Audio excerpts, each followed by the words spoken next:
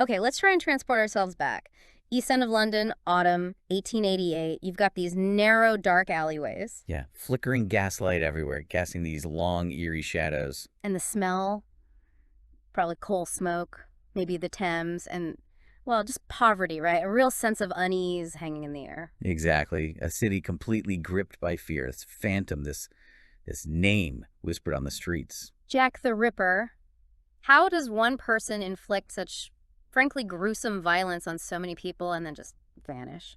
Poof, gone. It's the question, isn't it? So today, we're diving deep into that mystery. We'll look at the victims, their lives, the whole Whitechapel environment. Yeah, and the killer himself, or at least what we can piece together about him. Right. We're drawing on, modern takes like Reddit discussions, some solid facts from Wikipedia, plus historical articles to get that contemporary feel. The mission then is to really get the key bits, understand the victims, the crimes, the investigation, without getting totally swamped by all the theories out there. Precisely. Let's sift through it. Okay, so Jack the Ripper.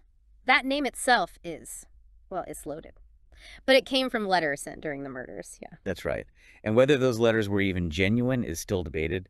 Could have been a hoax, could have been the killer, could have been multiple people. So the real identity, still a complete unknown. Still a mystery. And to understand why it's still a mystery and how it all happened, you really need to picture Whitechapel back then. Okay, paint us a picture. Well, think overcrowded. Sources say around 80,000 people crammed into this relatively small area. 80,000. Wow. Yeah. And places like Flower and Dean Street, Dorset Street, the descriptions are just appalling. Squalid, dangerous, terrible housing, basically no sanitation. It sounds like, the poverty was so extreme, these women were almost invisible until something horrific happened. Exactly. Systemic neglect, really. It was a breeding ground for crime, violence, lots of drinking. Just desperation. And for the women, very few options. Prostitution was often the only way to survive. Tragically, yes. Estimates suggest maybe 1,200 women working as prostitutes, often living in these common lodging houses, over 200 of them, a very vulnerable population. A truly bleak backdrop. And against this, we have the canonical 5 victims. These are the ones most people agree were Ripper victims. Yes, the core group. And what's chilling is how the violence seems to escalate. First, Marianne Nichols, found August 31st, Bucks Row. Right. Throat slit, abdominal injuries. She lived in a lodging house on Thrall Street. Then, just over a week later, September 8th, Annie Chapman, found in a backyard on Hanbury Street. Again, throat cut, but the mutilations were worse. Much worse. Disembowelment, and her uterus was missing. Okay, that immediately brings up the question, did the killer have some kind of anatomical knowledge? Removing specific organs like that. Big debate. Even back then, the police surgeon examining Chapman thought so, suggested real skill. But others argued, maybe not. Maybe just a sharp knife and, well, some basic idea. Still debated today, you said? Oh, definitely. Then, September 30th, the night of the double event. Right. 2 victims in one night. First was Elizabeth Stride. Elizabeth Stride, yeah. Nicknamed Long Liz. Found in Dutfield's yard, Burner Street. Her throat was cut very deeply, but crucially, none of the abdominal mutilations seen on the others. Long Liz. Her story's quite sad too, isn't it? Came from Sweden, married, tried running a coffee shop. Yeah, but ended up in the lodging houses. Apparently told inconsistent stories about her past. Maybe about the Princess Alice disaster. Just adds to the tragedy. And the lack of further mutilation. The theory is the killer was interrupted. That's the strong suspicion, yes. He might have heard someone coming. And then, less than an hour later, Catherine Eddowes. Found in Mitre Square, throat slashed, terrible facial injuries, and her left kidney and uterus were gone. It's just horrific. And this is the one linked to the Gulston Street graffito, right? The piece of apron found nearby. Exactly. A piece of her bloodied apron, and nearby, that chalk message, "The Jews are the men that will not be blamed for nothing." Which the police washed off almost instantly. Yes, Sir Charles Warren ordered it removed.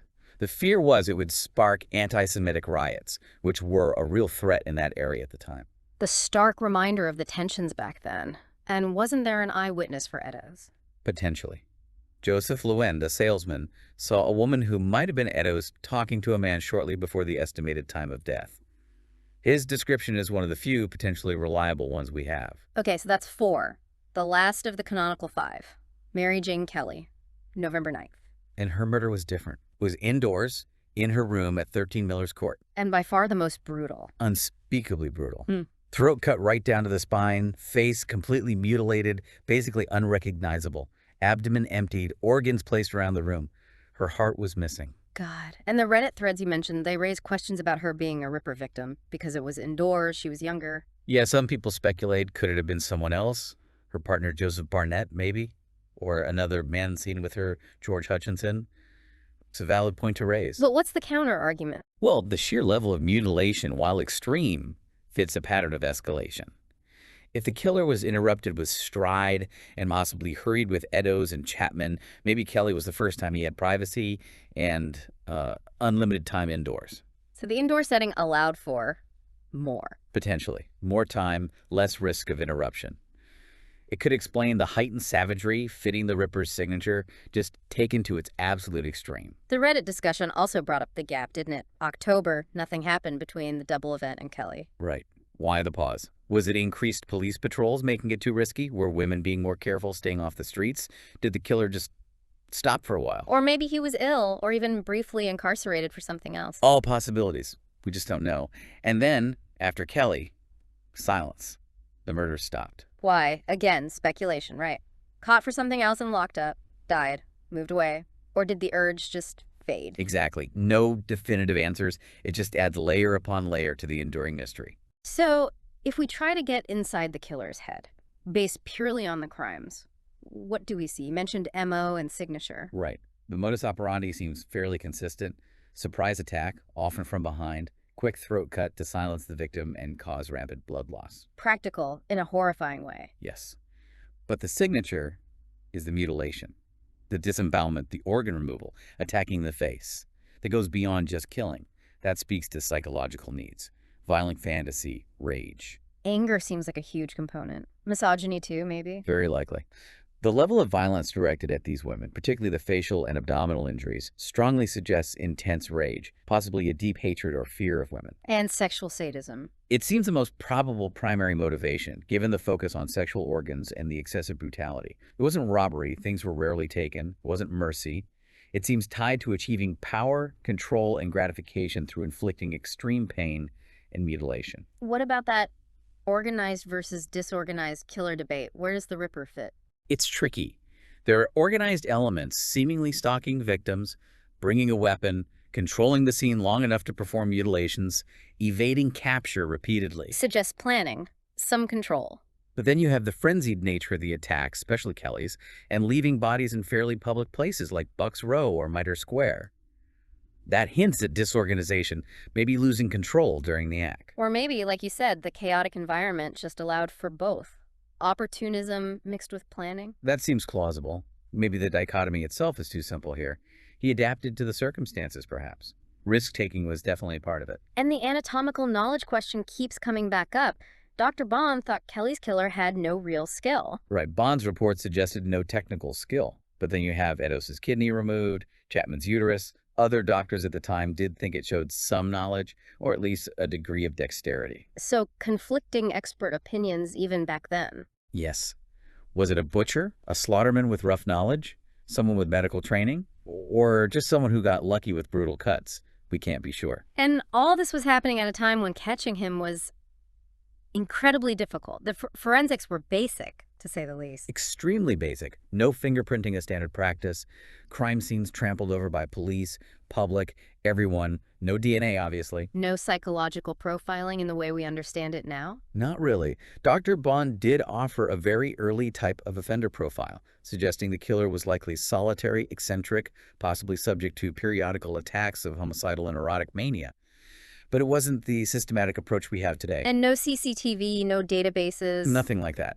They were relying on witness accounts, which were often contradictory or unreliable, patrolling the streets, and basic detective work. It sounds almost impossible. And the social context, Whitechapel itself, played a role in him getting away with it. Undeniably. The poverty, the anonymity in the crowds, the marginalization of the victims. It created an environment where someone could commit these acts and melt back into the shadows. These women were sadly seen by some parts of society as disposable. That's harsh, but probably true back then. And the press. Yeah. You mentioned that knowledge organizer source.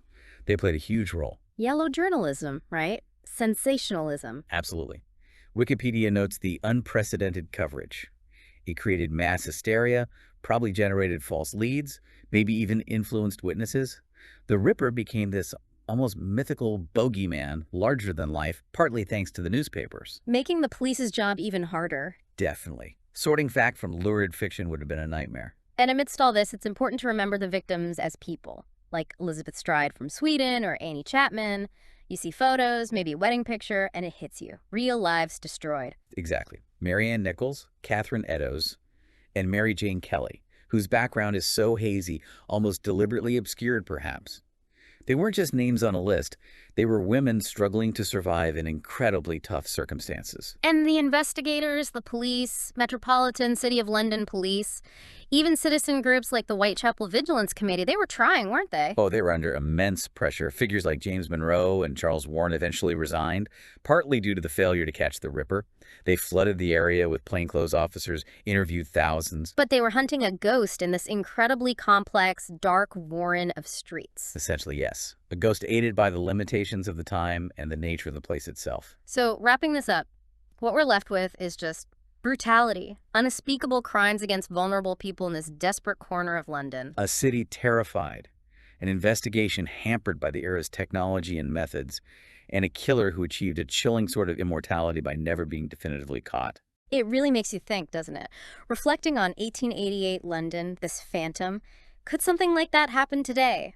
With all our tech DNA profiling, could a city still be held captive like that? That's the unsettling question. Maybe the tools change, but human nature, vulnerability, the capacity for such violence. Well, what does our ongoing fascination with Jack the Ripper say about us? Why are we still so drawn to this darkness? Does it reveal something about how we view violence, or maybe how we grapple with the idea that such things can happen, that shadows can still exist even now? Deep thoughts to end on. There's so much more out there, of course. Absolutely. We encourage you, if you're interested, to explore the sources, the theories. This has really just been a scratch on the surface of a very deep, very dark historical puzzle.